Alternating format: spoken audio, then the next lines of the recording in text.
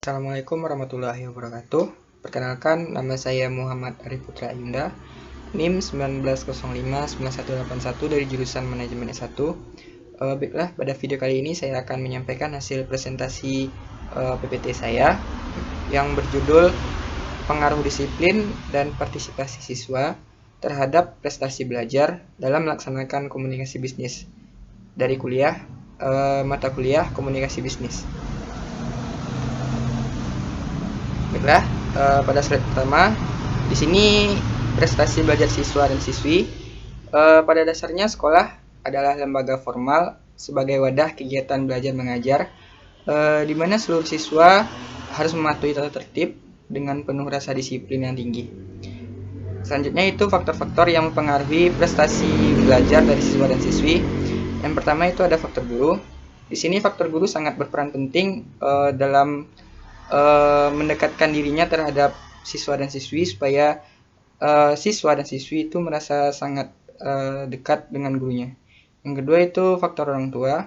Tentu saja faktor orang tua termasuk juga faktor yang sangat penting bagi perkembangan dari siswa dan siswi tersebut. Dan yang ketiga dari faktor siswa dan siswi itu sendiri. Selanjutnya ada hal-hal yang perlu dilakukan siswa dan siswi agar berprestasi.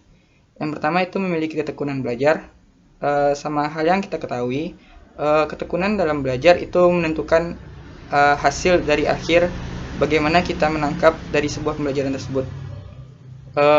Contohnya saja, kita bisa melakukan pengulangan pembelajaran tersebut minimal 5 jam per hari atau mengerjakan latihan atau tugas dengan sendiri. Yang kedua itu motivasi berprestasi yang sangat tinggi. Motivasi ini sangat penting sekali untuk menunjang aspek dari mental kita sendiri, di mana seorang siswa dan siswi itu dapat menentukan target apa yang akan dia capai. Yang ketiga itu disiplin belajar yang baik, sama halnya dengan ketekunan belajar. Disiplin belajar yang baik sangat penting juga untuk menentukan prestasi dari seorang siswa dan siswi. Seorang siswa dan siswi harus disiplin memanage waktu dan juga menentukan hal-hal apa yang harus mereka kerjakan dalam pembelajaran tersebut. Yang terakhir, yang keempat, berpartisipasi dalam pelaksanaan pembelajaran. Ini hal yang sangat penting bagi siswa dan siswi yang harus mereka ketahui. Dalam pembelajaran tersebut, seorang siswa dan siswi harus sangat tekun dan memahami apa pembelajaran yang diberikan oleh guru di sekolahnya. Tidak hanya di sekolah, mereka juga bisa mendapatkan ilmu tersebut dari hal-hal seperti bimbel atau menanyakan kepada orang-orang yang sudah paham. Lanjut, faktor-faktor yang mempengaruhi kedisiplinan belajar siswa. Yang pertama itu ada faktor internal, contohnya sifat malas, keengganan memusatkan pembelajaran, dan lain sebagainya.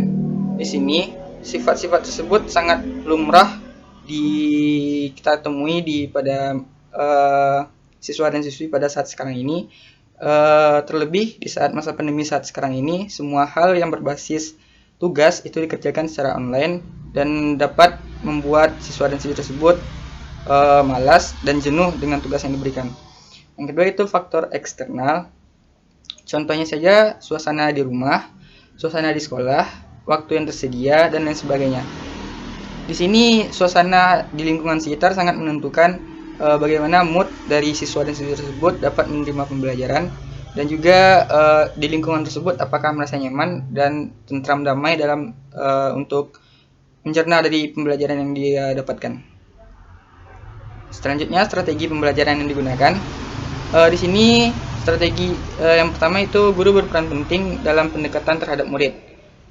Guru memegang peranan penting, sama halnya dengan orang tua kedua di sekolah. Guru juga harus memiliki sifat pendekatan terhadap murid tersebut. Bisa jadi dengan mengajak murid berbicara dan berkomunikasi dengan sangat baik, itu juga bisa menimbulkan pendekatan terhadap murid tersebut.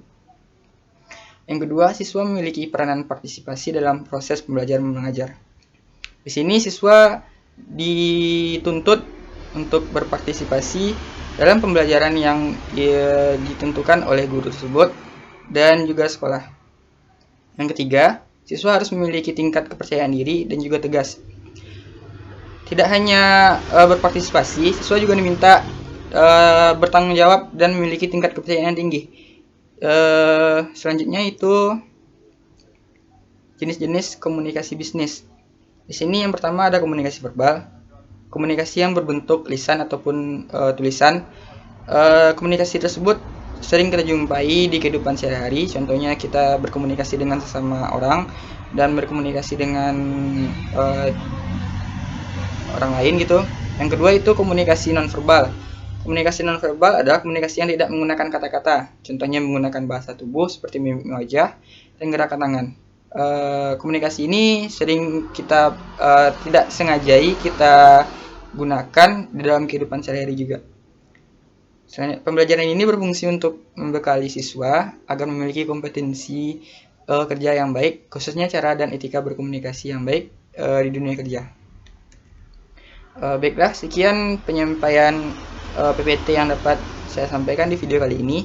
Jika ada kata-kata saya yang salah atau kurang berkenan, saya mohon maaf.